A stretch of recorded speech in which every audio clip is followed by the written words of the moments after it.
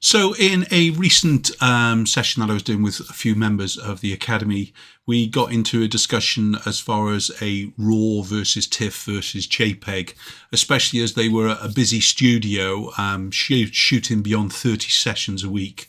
And basically their workflow was obviously kind of really related around their file storage and everything else.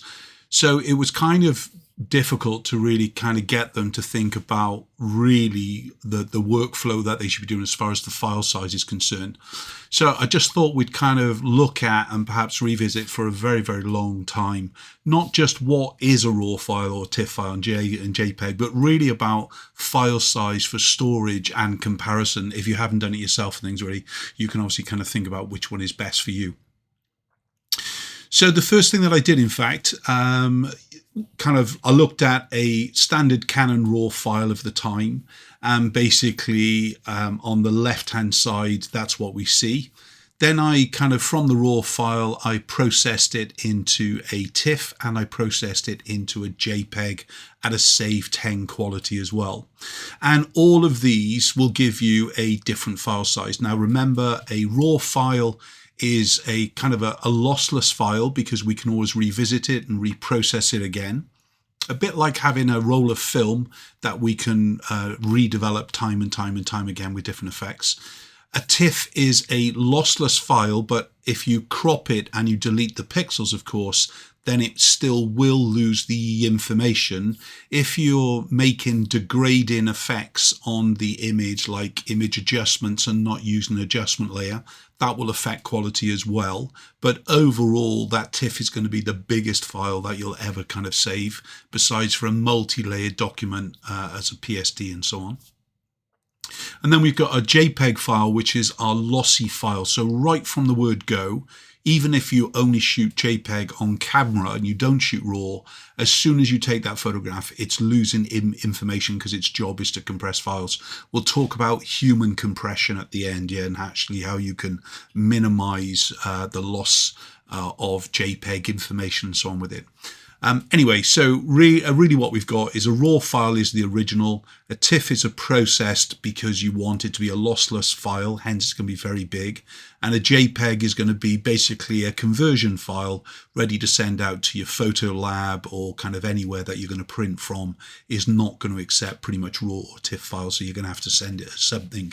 One of the common other files, of course, is the likes of PNG and a PDF file as well and things really. But today we're concentrating on JPEG, TIFF and RAW.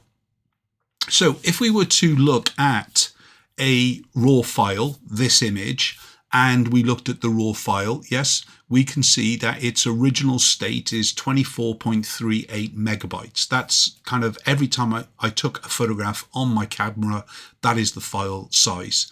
Then as far as if I processed it from that RAW photograph, yes, in the likes of Lightroom or Photoshop or the likes of Adobe Camera RAW, and I saved it as a TIFF file and I didn't crop it or whatever it be, that is coming out at 49.48, so just short of 50 megabyte. Then you kind of look at a compression file, the JPEG file. I usually save my JPEGs at quality 10. Obviously you can go up to 11 and 12 with a JPEG, but decades ago now, I kind of was doing the sampling to do with the amount of loss that I was losing between 12, 11 and 10, because then storage was very, very expensive. And we basically had to look at what was the best thing to do. So I come from a world where, you know, cards, as far as camera cards concerned, you know, they were costing you anywhere between like £300 up to £1,000 for 1 gigabyte or 2 gigabyte of storage on a card. So it's almost unimaginable. I know I'm talking about the late 90s, and it just kind of, it's weird. But then the storage of those files is what we needed to do with them. So we only ever kept the best of the best RAW files, and then we processed them into a JPEG file for kind of what we're going to be doing to them. Any real work on a file in a multi-layer was going to be a PSD file rather than a TIFF file, because then we couldn't actually have a multi-layered TIFF document.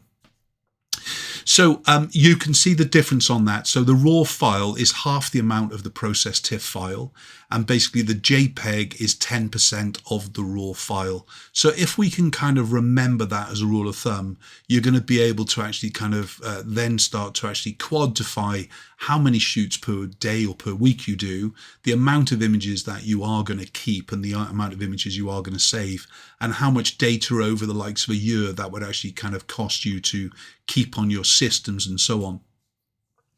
There are kind of three other files there, as you can see: a PNG file, which is technically, you know, more used for graphic files, but that is around about the same size as your RAW file.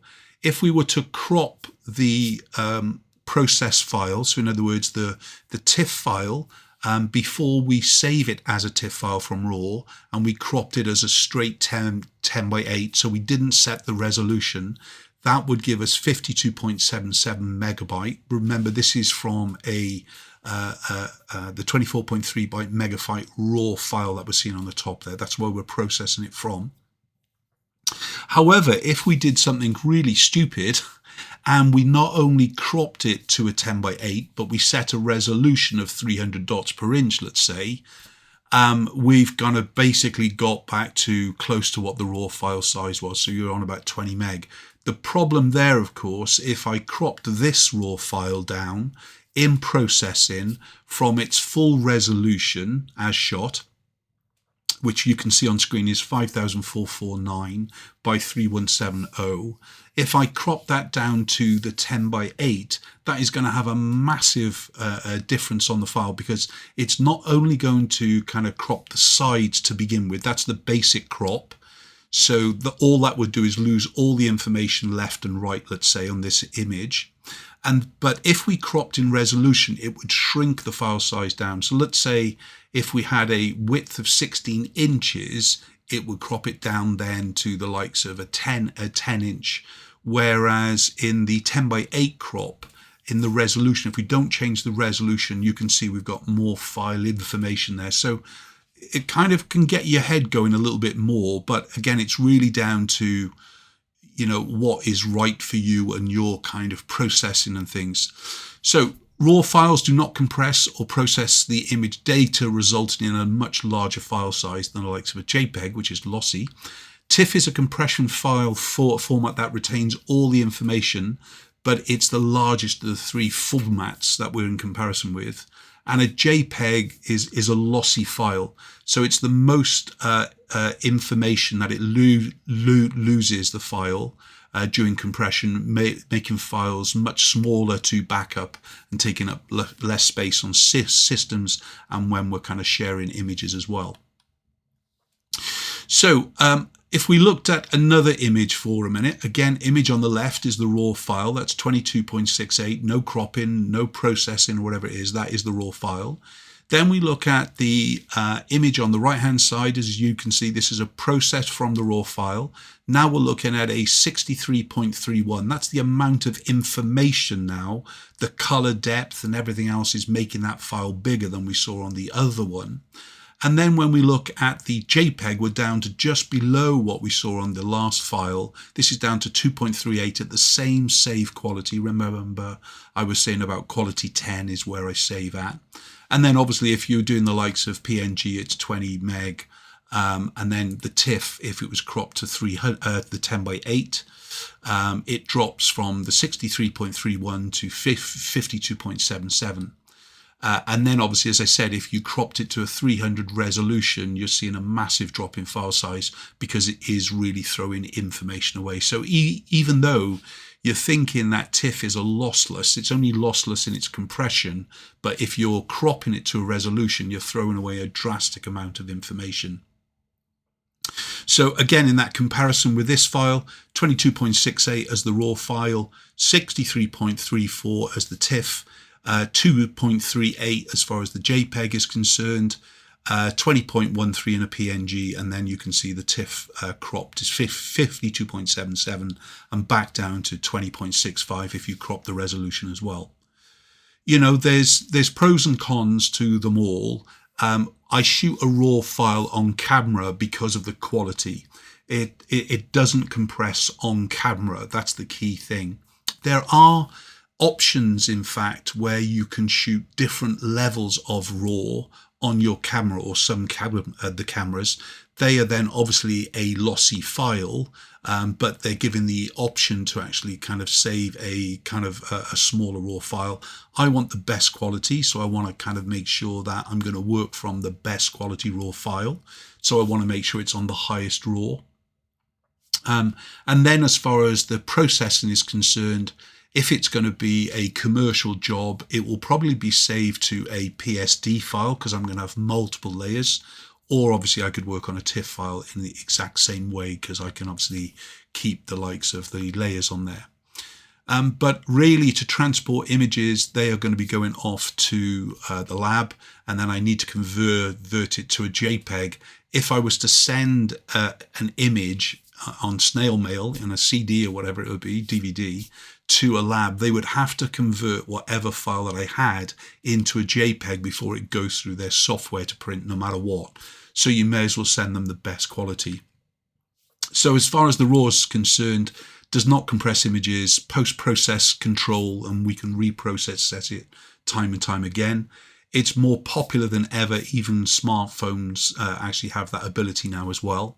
Whereas the advantages of a TIFF file, I should say, not a TOFF file, are no information lost unless you're doing a aggressive Photoshop change with it, where you're kind of removing colors, you're kind of changing the levels and so on with it. You are throwing information away unless you're using a adjustment layer. You can save them with layers, so kind of like a PSD I touched on. They're supported with most software nowadays, and obviously in a commercial world, it's usually a TIFF file that is then going to get converted to a PDF file that is going to go off to print and so on with it.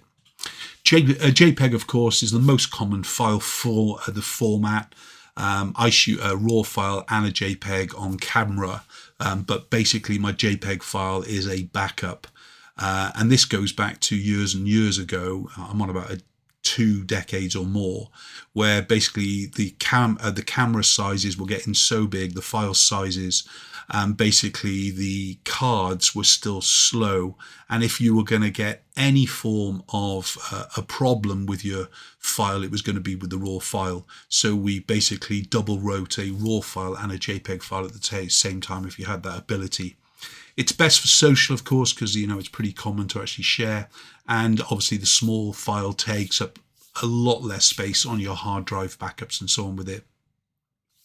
Disadvantages, like you can see on screen, they need the large storage solution, whether you like it or not. It's not always compatible, especially when they launch a new camera, and if that new camera comes with a new RAW file, basically you might not be able to process it through the likes of Lightroom or Photoshop. Today they're pretty much actually getting access to those files, so at the time of a file launch it's pretty much ready. Otherwise the camera's own manufacturing software would be able to process that file on camera launch. And of course it writes slower to a camera card. That's the negative to a RAW. But as far as the processing from a RAW to a TIFF or a JPEG on a kind of a computer or a Mac that is within a few years old, so we're at 2024 today. If I was using a machine that is say 2020, basically you're looking at around a second and a half to maximum of 3 seconds per file as far as the conversion time is concerned. Disadvantages for a TIFF file, of course, like I said, it uses the most storage space out of them all, so it is going to be a problem in the future, especially if you're not cropping to a specific size, because it's going to be it's going to be almost double the file size of the RAW. You can't use it pretty much on a web. It's useless, and it needs to be converted by your pro labs or by anybody really to actually be able to print from. Disadvantages of the JPEG, of course, it's a lost file. It was invented by the Joint Photographic Education Group to be able to be a file that can actually be kind of transported around without these huge file sizes. it's there in different compression rates. You definitely don't want to go less than, I would say, a JPEG 5, because basically it's going to start to lose that information very, very fast. I'll talk about human now in a minute, okay? But basically, the file is going to lose it as soon as you shoot it. It's losing information. As soon as you save it on Photoshop or the likes of it, it's losing the information because it's looking at similar colors and going, that'll be very close to this color, I'll throw that color away, and so on, all to do with the algorithms, way beyond my education. And of course, you know, an edited JPEG will always sacrifice quality, and that's one of the things we've got to kind of really kind of look at and minimize. I mentioned human, yeah.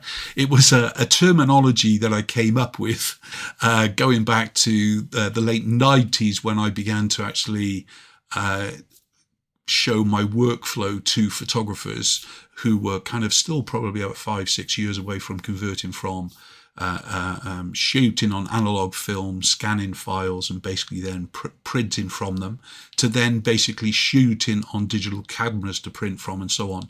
But I created this human element. So in other words, how to prevent JPEG degradation is the kind of the H, as it were. Well, basically, if you're so important about the file quality, you have to think about a lossless file format, a Tiff, PSD, and so on, and kind of avoid JPEG like the plague no matter what. So if quality's sake is everything that you're doing, then basically do not use a JPEG file. If you're going to use a JPEG, remember, I use a JPEG file, okay? I shoot from RAW, I process the JPEG. If I'm doing lots of work to an image, like some of my fine art stuff, yes, they are going through a PSD, that multi-layered Photoshop document, to kind of work from and so on with it. But basically, just minimize the amount of generation. So if you're duplicating files, you're copying files, you're kind of over saving it, you're cropping it and so on with it, just minimize those generations that you're doing. If you can, just go back to the original image that you processed and basically kind of duplicate that one from the RAW, as it were. Avoid the compression.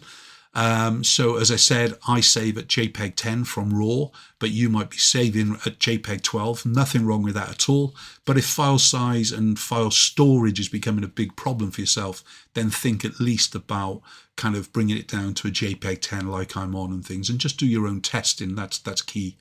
And then of course, you know, the kind of the just minimize, in other words, the resizing of the image, the rotating and the cropping. You'll be amazed at how much color information is lost when you are doing these things. So resize if you've got to in the RAW file and process it again. Crop it and rotate it if possible in the RAW file before you save it to the JPEG, because as soon as you bring those things into the likes of Photoshop or other software, when you save that JPEG after that resizing, rotating or cropping, any of those three, the color information is going to be degraded more, and that's what you're trying to achieve, is minimizing that degradation. So the question is, which one you're going to be using? For me, as I said, in fact, I could cut out the middleman there, because I'm going to be using a RAW file that is processed to a JPEG file. And if I need to work on a specific image in the likes of Photoshop because of the fine art level or a lot of post-production finishing, from the RAW file, I'm going to open it directly into Photoshop. I'll work with it in that point. I will save the multi-layered document as a PSD file. And then finally, when I finish with the image, I will flatten the image and save it then as a JPEG file, whilst I've still maintained my kind of full quality PSD file in the mix. Hope this has helped you. I know it's a little bit complicated, but basically remember that RAW is basically about half the size as a developed TIFF file. If you're cropping to the likes of a 10:8 at 300 dots per inch, the processed TIFF file will be the same as the RAW file, as a rule of thumb. If you're saving a JPEG file from a RAW file, it's going to be around about 10% if you're saving as quality 10.